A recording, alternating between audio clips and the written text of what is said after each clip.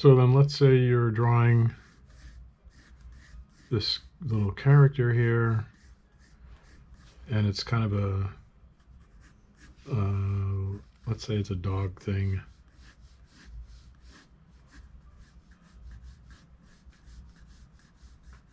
And maybe he's got cartoon legs.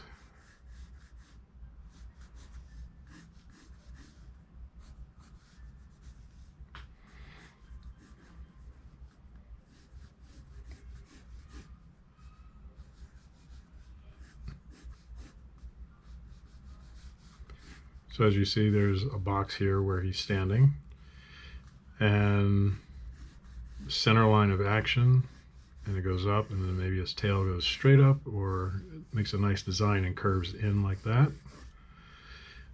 And this is continuation, and he's got his big head here, and just to make a nice design, his head comes down like that, and one ear is up,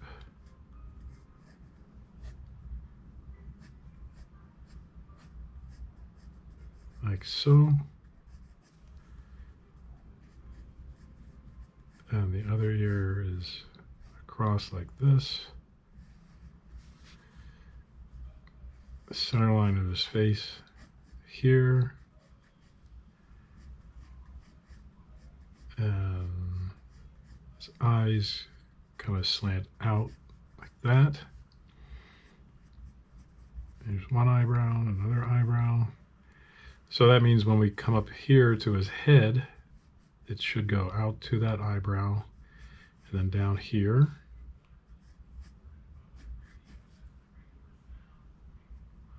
Let's say his eyes are looking that way.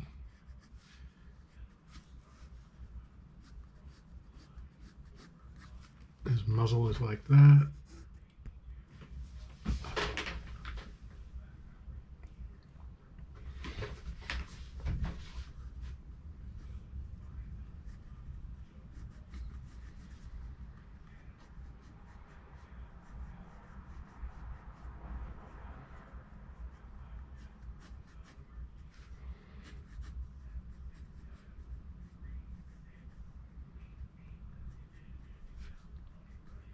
And then comes back like this, so he can smile.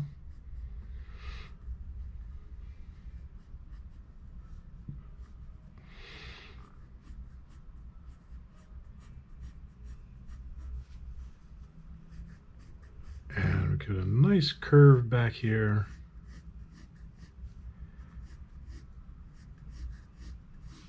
And now we add some solidness to the body, and we hang this sleek body, comes down like this, continues from his neck back up here.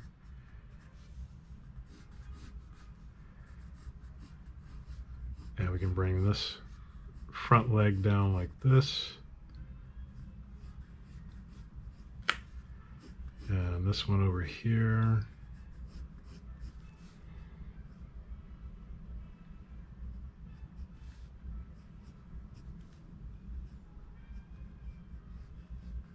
A little thicker on the paw there.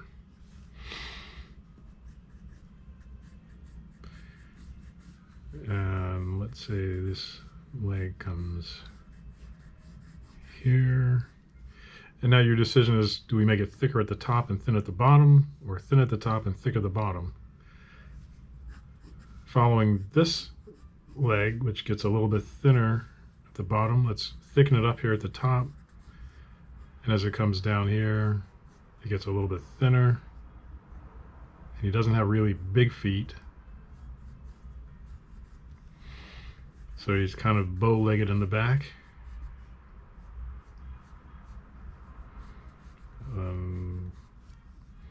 Try and match the volume of the other leg here.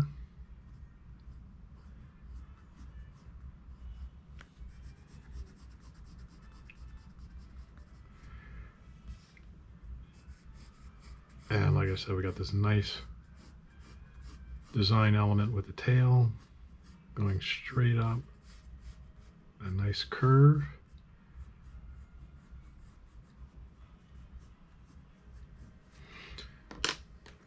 So when you go to tie down a lot of it, you can use a darker blue pencil, and you can make a few changes with this darker blue, which doesn't seem to be doing me too much good today.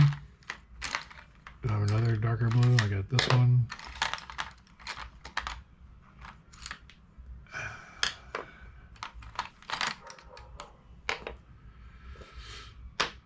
All right, let's see how this one does. That's okay, I guess, but let's try this one.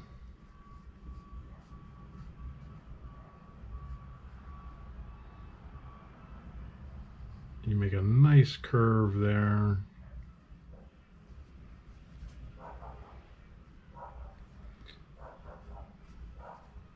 And what you could do is you could open his mouth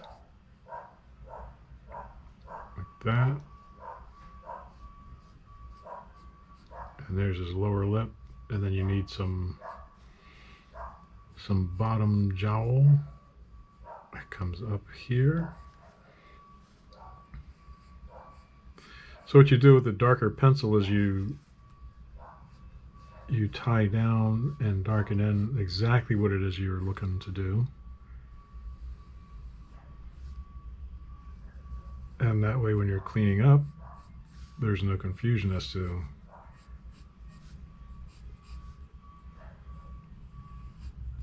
what it was you wanted.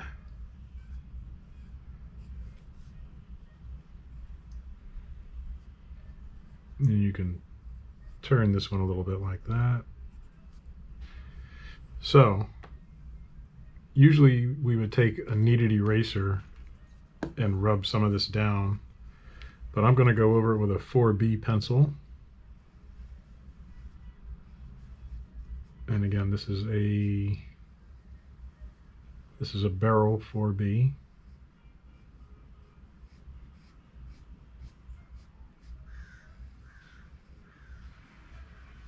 So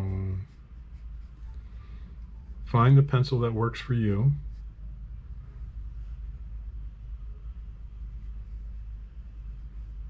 You could take a sample of the paper that you want to use to the art supply store and tell the people that work there, look, I'm looking to get pencils that I like on my paper. Here's my paper that I brought in to your store to test out the pencils that I'd like to buy here. And then go to the pencil section and start scribbling on your paper. That way you're not using up their paper, unless they have sample paper there. Some art stores have some piece of cardboard that you can draw on, which I don't usually like. It's not as good as bringing the actual sheets of paper that you're going to be using.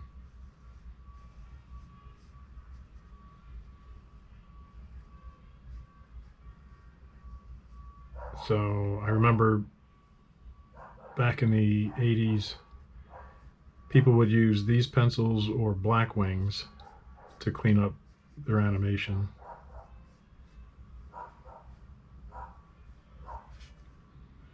Because you wanted to get the nice smooth line that would Xerox cleanly after you erased your blue line pencil roughs.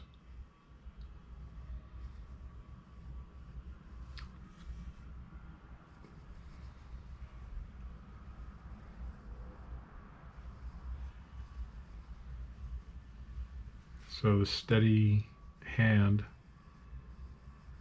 is what you needed to have doing this kind of work.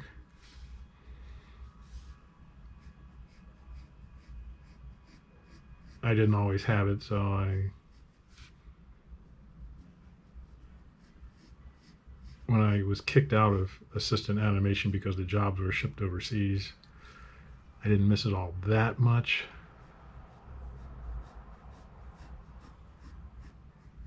So a bunch of us lost our gigs because of that back in '82 and had to find something else to do. What I did for a time was storyboard cleanup, and I did that at Deke on a show called The Get Along Gang for 5 months. And then I got a job at Film Fair. Mike Lyman hired me to do some assistant animation on various commercials they were doing at Film Fair. At the time, Rainbow Bright was going through there, so I worked on a couple of Rainbow Bright spots. And those were hard. The best part about the Rainbow Bright spots was that the paper they gave us to draw on was pretty see-through, so you didn't always have to have your light table turned on to do the work, as you could pretty easily see through a couple sheets of paper without turning on your light box. They were pretty much tracing paper.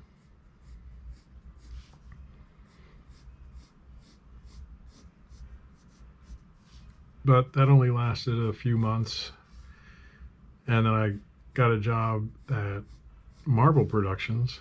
Scott Shaw said, hey, they need storyboard cleanup here on Muppet Babies. So I took a job there, cleaning up storyboards on the second season of Muppet Babies. Some of you probably saw that back then. That was the 85 season, 85, 86 season I worked on the show.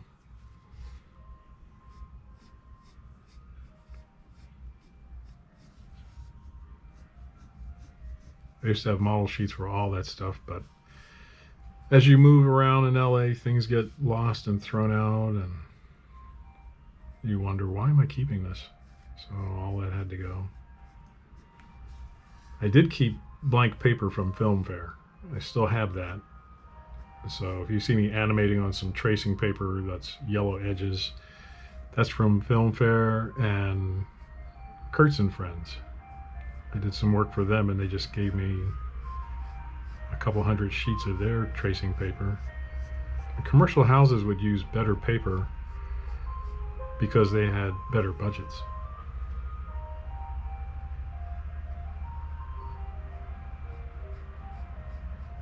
So with that,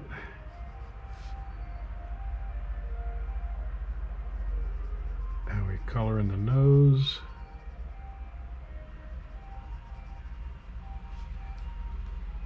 We will see you next time, and the next lesson. So until then, keep drawing and keep having fun.